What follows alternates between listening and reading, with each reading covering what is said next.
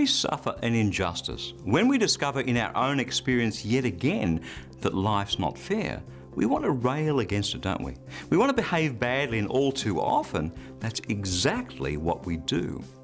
Hi, I'm Bernie Diamond, and welcome again to Fresh. You know what they say, no good deed ever goes unpunished. So have you ever been punished for doing what's right? Our default position is that life should always be fair, especially, let me say, when it comes to us. If we do good, we expect a reward. If we do bad, well, we hope we'll get away with it, but we're not at all surprised if we end up having to wear the consequences. That's how we see the world. It should be fair. But the problem is that life isn't always fair. People aren't always fair. We know that's true, but we're so outraged when we find ourselves on the receiving end of some injustice. So, you have your heart set on doing what's right.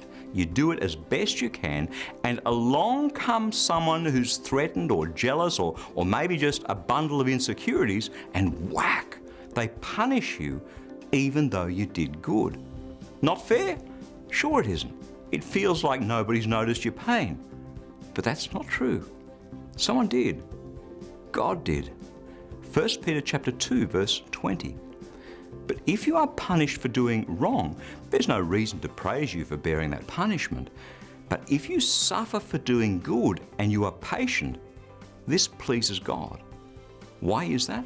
Why is it that patiently suffering an injustice pleases God? Because that's exactly what Jesus did on that cross for the likes of thee and me.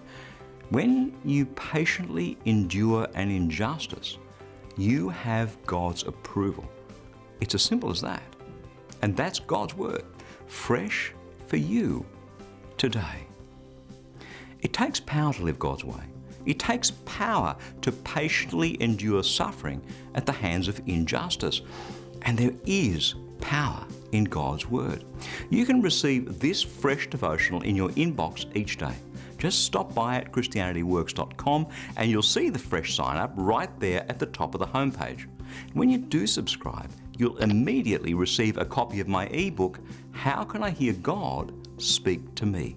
That web address again is christianityworks.com.